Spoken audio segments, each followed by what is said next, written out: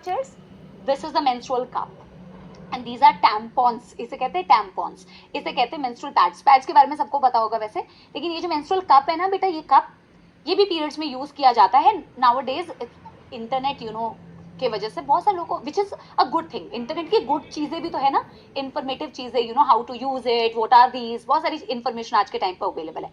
तो ये जो टैम्पॉन्स है बेटा, है ना, और ये जो बेटा मेंस्ट्रुअल कप्स है, इन्हें भी यूज किया जाता है ड्यूरिंग मेंस्ट्रुअल साइकिल। तो ये कप्स जो होती है ना, या ये जो टैम्पॉन्स होते हैं, इसे वजाइना में इंसर्ट किया जाता है। सो अगर इसे वजाइना में इंसर्ट किया जाता है तो during this time also the hymen can be broken. And ऐसा कोई बेटा ऐसे मत इमेजिन करो, ओ माय गॉड ये तो बड़ा ही दुखदायक होगा, ये तो पॉसिबल ही नहीं हो सकता। भाई ऐसा कुछ नहीं होता।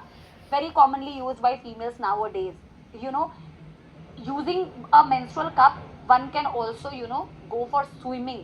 usually आप swimming नहीं कर सकते हो when somebody is on periods, वैसे recommend नहीं किया जाता swimming करने के लिए, but just saying कि using this, it's not like that. So during the insertion of these menstrual cups and these बेटा vaginal tampons, क्योंकि इसे vagina में insert किया जाता है during periods, उस दौरान भी बेटा हाइमन टूट सकती है।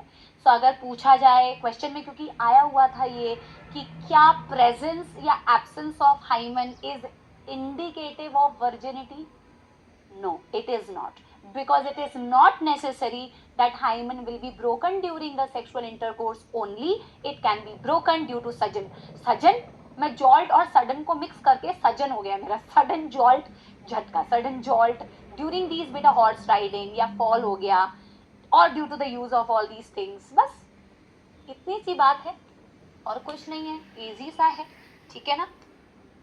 तो गाइज पहले तो